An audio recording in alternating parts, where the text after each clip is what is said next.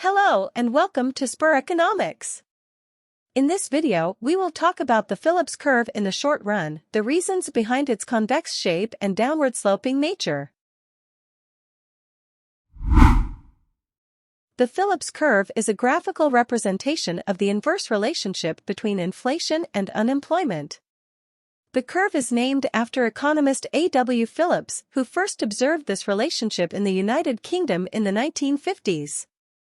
The Phillips curve advocates that there is a trade-off between inflation and unemployment. It implies that when unemployment is low, inflation tends to be high. On the other hand, when unemployment is high, inflation tends to be low. The Phillips curve has been the subject of much debate among economists. A.W. Phillips was a New Zealand-born economist who first observed the relationship between unemployment and inflation in the United Kingdom in 1958.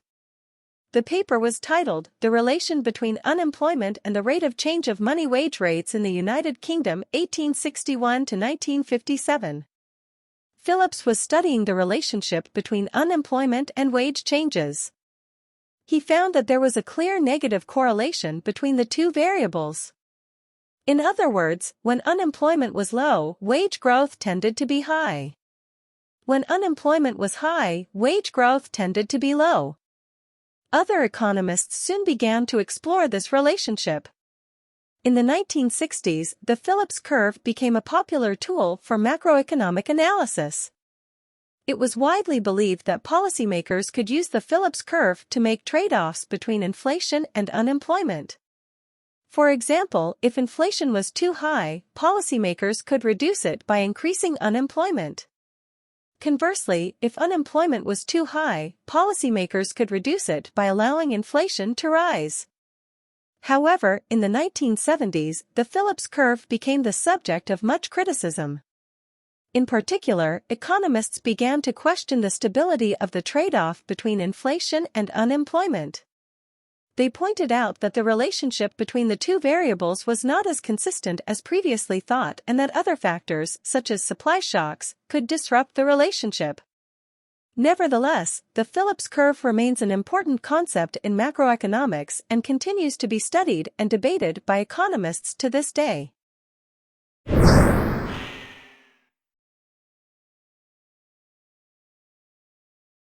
The Phillips curve, as given by A.W. Phillips, focused on the relationship between the rate of unemployment and the rate of increase in wages. He used this relationship to explain the increases in the price level or inflation rate. The Phillips curve, as shown in the diagram, depicts an inverse relationship between wage rate increase and unemployment rate. There is a trade-off between the wage level increase and the rate of unemployment. This implies that higher unemployment rates are coupled with lower increases in wage rates. On the other hand, a low unemployment rate is accompanied by higher increases in wage rates. This inverse relationship is also transferred to the inflation rate because of the rate of increase in wages. There is a direct relationship between the rate of wage increase and the inflation rate. This means that wage increases directly affect price levels or inflation. Since the unemployment rate affects the increases in wage rates, it also ends up affecting the inflation rate. With higher unemployment, we observe lower increases in wage rates and lower inflation rates.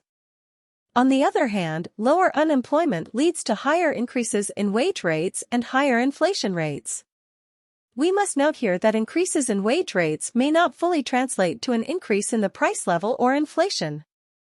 The eventual increase in the price level will depend on the changes in productivity. If an increase in wage rate is accompanied by a zero increase in productivity, it will lead to an equal increase in price levels or inflation rate. However, it has been observed that the increase in labor productivity is not zero. But, the increase in wage rates tends to be higher than the increase in labor productivity. The diagram depicts a situation where there is an increase in productivity, but this increase is lower than the increase in the wage rate. Hence, the resultant inflation rate and price level increase will be below the curve showing the increase in the wage rate. Here, we can see the inverse relationship and trade-off between unemployment and inflation rate.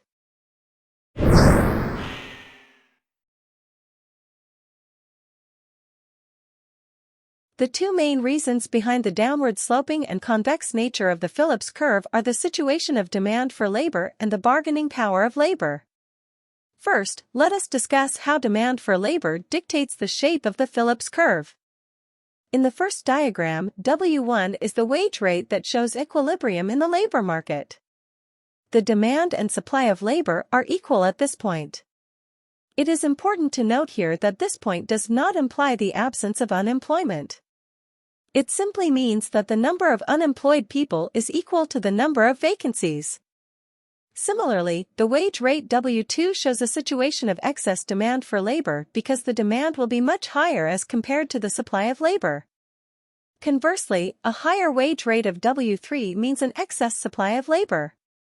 In the situation of excess demand, we will have a low unemployment rate because the demand for labor is greater than its supply.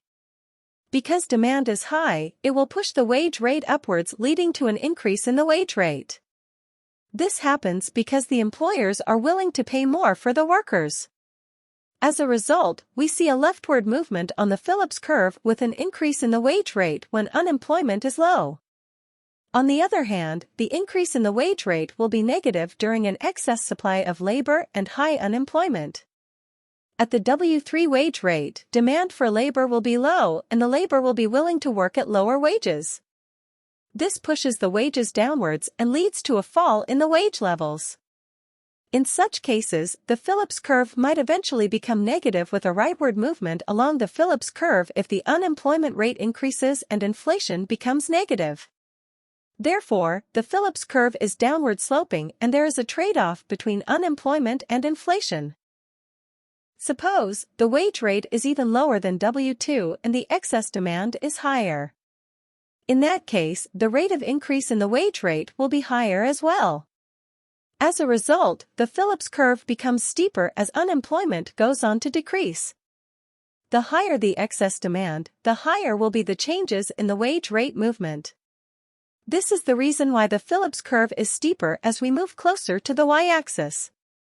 This happens due to the time involved for the labor to secure a job. When the excess demand is higher, the average time it takes the labor to find a job that they want is low. This happens because higher excess demand provides more opportunities to the workers. They will be able to find the job that they want more easily. In turn, this will lead to a faster rise in wage rates. When excess demand is low, employers' demand for workers is relatively lower as well. This means fewer opportunities and a longer search period. As a result, the increase in wage rate is slower as compared to the situation of higher excess demand. This gives us the convex shape of the Phillips curve. Now, let us consider the impact of the bargaining power of labor. Labor has some bargaining power related to wages as they are usually organized into trade unions. This organized labor can demand higher wages from their employers and push the wages up. However, their bargaining power depends on the level of unemployment rate. In times of low unemployment rate, the labor has more bargaining power and they can demand higher wages. This is possible because there is excess demand for labor and they can negotiate better wages. This situation of low unemployment is usually accompanied by higher demand for goods in the economy and higher profits for employers. Therefore, employers are also more flexible as they are looking for more labor in times of excess demand. This drives wages upwards in times of low unemployment. Moreover, the lower the unemployment, the higher will be the bargaining power of labor. On the other end of the spectrum is the situation of high unemployment. The bargaining power of organized labor is low during high unemployment when there is low excess demand for labor. As a result, employers are resistant to agreeing to even smaller increases in wages and inflation will be low as well. Thus, the Phillips curve is downward sloping and convex.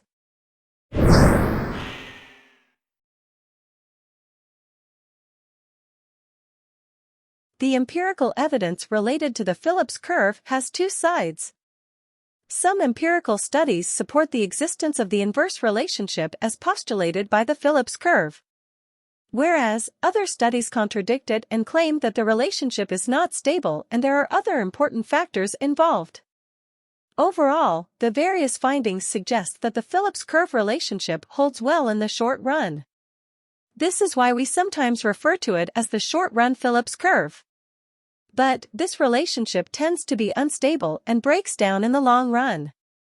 Milton Friedman and Edmund Phelps introduced a long-run Phillips curve which is vertical and aligned with the empirical studies.